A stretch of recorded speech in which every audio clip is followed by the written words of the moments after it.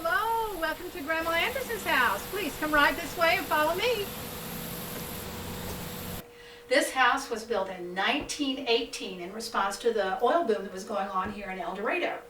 Now originally this house was two sleeping rooms, and the dividing wall was right here. Now there was plenty for the roughnecks and the workmen to do in downtown in El Dorado, but not that much, no place for them to sleep. So they'd come back here and they'd go to sleep. And it worked out very good because their shifts were the opposite. So when one was getting up and going to work, the other one was coming in and going to bed. And you'll see there are also two doors here too. But the people who owned that, the person who owned this building realized he could probably make more money if an entire family lived here. So he took part of this wall down and then made it into an entire living house. And in 1932, Mary Elizabeth Anderson and her husband Louis moved here. And they had also raised 9 children in another house in El Dorado. Now this house used to be at 3.5 South Main.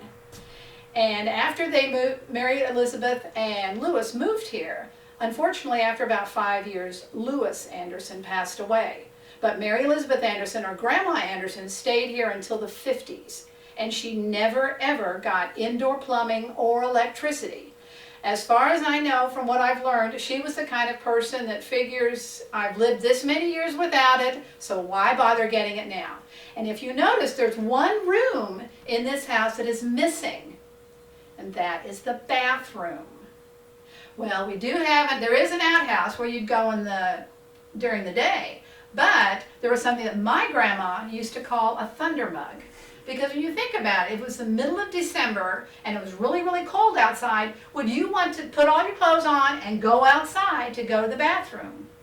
No, probably not. And you would just take the lid off and do what you have to do and then put the lid back. And it would be the youngest child's responsibility.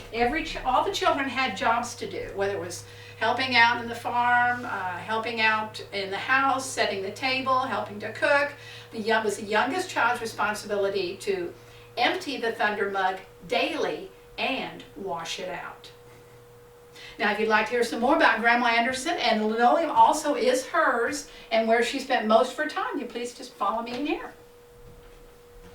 Well, thank you for following me, and if you notice, if you look at the linoleum, we know did belong to Grandma Anderson. It's most worn off right here, where most grandmas spent their time making pies and cakes and cookies for the young children when they came. But then also, if you look over here, this is something that people always ask questions about. I asked a question about it also when we first started. This is a coffee grinder.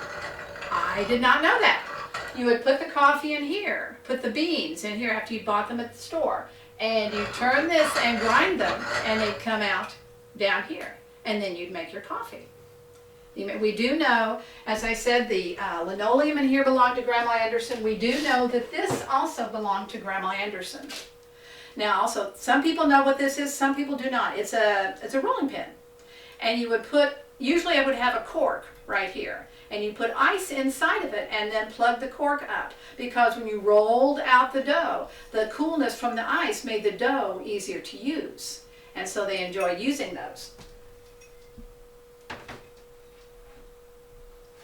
Now something else, there was also used to be a card here. I believe it got torn up, finally fell apart, but there was a card here that had various numbers on either side.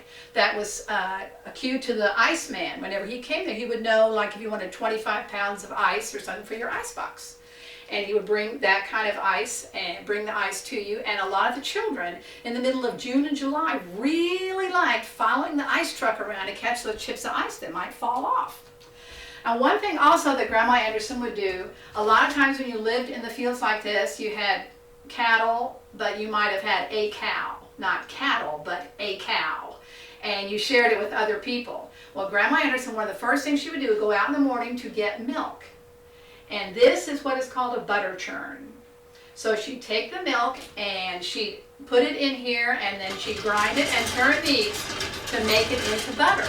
Now back then, when butter was made, it had no preservatives, it was white color, it did not have salt. So for company butter especially for company butter, Grandma Anderson would put a little bit, she'd also go out to the garden and she'd cut a carrot and then she'd bring it back inside, and she'd grate that carrot. She'd put a cloth over one of the bowls, and she'd grate the carrot over the bowl.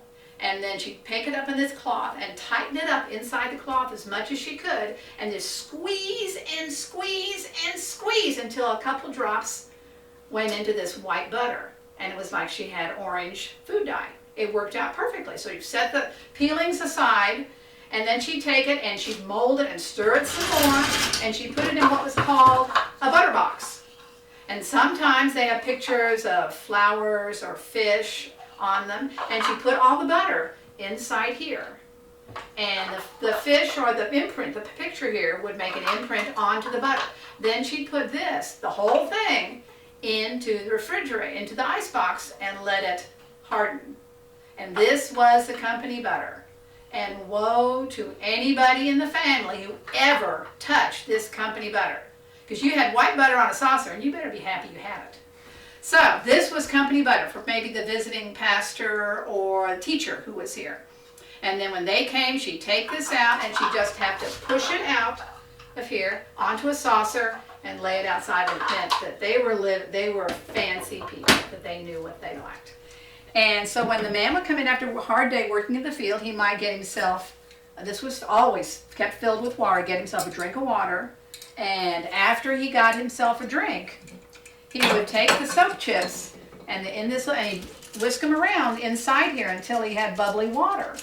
And then he would put his hands in here and wash his hands. Basically, because Grandma Anderson spent a long time cleaning up this house, and she didn't want nobody wants to come in and, mess it up. So they had this to clean. And there was usually a rag hanging on a nail right here. Now, earlier you heard me talk about an ice box. Well, there wasn't, a long time ago they did have ice boxes, but this is a refrigerator. And they are two entirely different things. The refrigerator would run on electricity, and it would also keep your things cold. And this, like we have the big freezer compartments nowadays, this was the entire freezer department.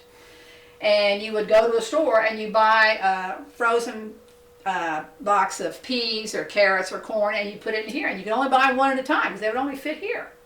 But when it came time to clean it, what you would do, you take a pot and you fill it up with water, then you take it to the stove and help it make it boil. And once it was done, you bring it in here, and then there was a tray like this that the top would come off, and you turn the electricity off and you close the door, and then as it thawed, as it melted, the ice would drop into this tray because of the boiling water and the hot steam. And then when it was done, this might take all day, most of the day. And when it was finished, then you took everything out and you cleaned it up and you washed and wiped everything down, and then you turned the electricity back on. Well, this picture up here did belong to Grandma Anderson. And I used to think that it was always one of her 9 children, because her youngest child, Winthrop, died at a very young age of diphtheria. But I was told that no, that it did not belong, that is not one of the children. And I said, really? And I was told no. I asked why. Well, why did Grandma hand it? It wasn't one of her children. And they said, no, Grandma just liked that one. That's why she had it. Okay, also, this chair, it is one of my favorite pieces of furniture in this house. It sits low, which is wonderful. So if you're doing some kind of crafts, or you're doing sewing especially, it would be perfect, because you don't have to, your knees don't suddenly hit your chin. You have a whole lap to work on. Plus, it has a secret little door next to it where you can put your thread, your needles, and darning egg, and whatever you might need for that time. But this is my favorite piece of furniture in here.